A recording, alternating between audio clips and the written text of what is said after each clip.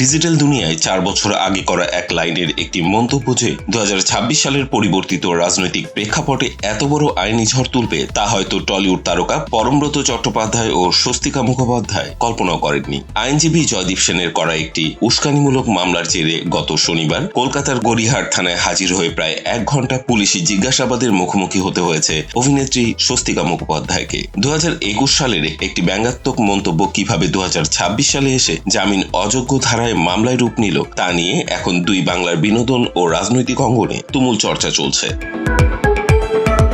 এই পুরো বিতর্কের শিকড় লুকিয়ে আছে 2021 সালে পশ্চিমবঙ্গ বিধানসভা নির্বাচনের ফলাফল ঘোষণার দিনটিতে। সেদিন সন্ধ্যায় তৃণমূল কংগ্রেসের বিপুল জয় যখন স্পষ্ট হয়ে উঠেছিল, তখন পরমব্রত চট্টোপাধ্যায় তার এক্স হ্যান্ডেলে একটি পোস্ট করে লেখেন, আজ বিশ্ব রগরানি দিবস পালিত হোক। সেই পোস্টে স্বস্তিকা মুখোপাধ্যায়ও হাসি রিয়াক্ট দিয়ে সহমত পোষণ করেছিলেন। দীর্ঘ 4 বছর সেই পোস্ট আড়ালেই ছিল, কিন্তু 2026 সালের নির্বাচনে বাংলার রাজনৈতিক সমীকরণ বদলে যেতেই এই পুরনো স্ক্রিনশট আবারও নতুন করে সামনে নিয়ে আসেন রাজারহাট গোপালপুরের বিজেপি বিধায়ক তরুণজ্যোতি তিওয়ারি। এরপরই আইনজীবী জয়দীপ সেন গড়িয়াহাট থানায় মামলা ঠুকে দেন এবং তার অভিযোগ 2021 সালে ভোটের পর যখন বাংলায় রাজনৈতিক সহিংসতা চলছিল, তখন সেলিব্রিটিদের এমন পোস্ট সেই আগুনকে আরো উস্কে দিয়েছিল।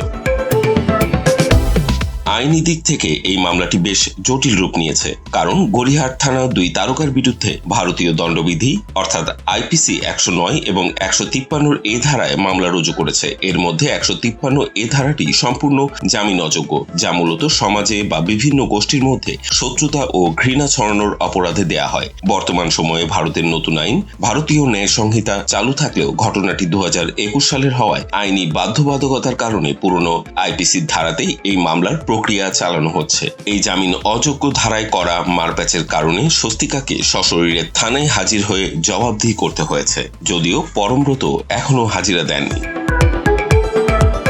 এদিকে আইনি জটিলতার মুখে পড়ে সম্প্রতি এক সাক্ষাৎকারে নিজের সেই বিতর্কিত পোস্টের পেছনের আসল প্রেক্ষাপট বা ব্যাক স্টোরি স্পষ্ট করেছেন অভিনেতা ও পরিচালক পরমব্রত চট্টোপাধ্যায়। তার দাবি, এই মন্তব্যটি কাউকে ব্যক্তিগতভাবে আক্রমণ করতে বা সামাজিক উস্কানি দিতে করা হয়নি, বরং এটি ছিল বিজেপি নেতা দিলীপ ঘোষের একটি পুরনো হুঙ্কারের পাল্টা প্রতিক্রিয়া। 2021 সালের নির্বাচনের আগে টলিউডের একঝাঁক শিল্পী একটি রাজনৈতিক ব্যঙ্গধর্মী গান তৈরি করেছিলেন, যার প্রেক্ষিতে ক্রুদ্ধ দিলীপ ঘোষ শিল্পীদের হুঁশিয়ারি দিয়ে বলেছিলেন, শিল্পীদের বলছি আপনারা নাচুন গান, ওটা আপনাদের শোভা পায়, রাজনীতি করতে আসবেন না, ওটা আমাদের ছেড়ে দিন, না হলে রোগড়ে দেব। পরমব্রতের দাবি, দিলীপ ঘোষের সেই হুঙ্কারি রোগড়ে দেওয়ার জবাব দিতেই তিনি ফল প্রকাশের দিন ব্যঙ্গাত্মকভাবে রগরানি দিবস শব্দটি ব্যবহার করেছিলেন, যা কোনো সাধারণ মানুষের বিরুদ্ধে ছিল না, ছিল একজন রাজনীতিবিদের দম্ভের পাল্টা ট্রোল। তবে পরমব্রত এটিকে পলিটিক্যাল স্যাটায়ার বা রাজনৈতিক কৌতুক হিসেবে দাবি করলেও 2026 সালের পরিবর্তিত রাজনৈতিক বাস্তবতা এই পুরনো পোস্টটি নতুন করে বড় বিতর্কের জন্ম দিয়েছে। এই ঘটনাটি মূলত ডিজিটাল মাধ্যমে তারকাদের বাক স্বাধীনতা, রাজনৈতিক অবস্থান এবং আইনি জবাবদিহিতার সীমারেখা নিয়ে এক নতুন প্রশ্নের সামনে এনে দাঁড় করিয়েছে। এদিকে চলচ্চিত্র মহলের অনেকে একে পুরনো বিষয় নিয়ে রাজনৈতিক প্রতিহিংসা বলে পরমব্রত ও স্বস্তিকার পাশে দাঁড়াচ্ছেন এবং শিল্পীদের মুখ বন্ধ করার চেষ্টা হিসেবে দেখছেন। অন্যদিকে বিজেপি সমর্থকরা একে রাজনৈতিক উস্কানি হিসেবে বিচার করছেন। ডিজিটাল যুগে 4 বছর আগের একটা মন্তব্য যে কোনো সময় আইনি ফাঁস হয়ে গলায় আটকে যেতে পারে, পরমব্রত ও স্বস্তিকার এই মামলায় তার সবচেয়ে বড় উদাহরণ। এবং আদালতের লড়াইয়ে শেষ পর্যন্ত কি ঘটে এখন সেটাই দেখার বিষয়।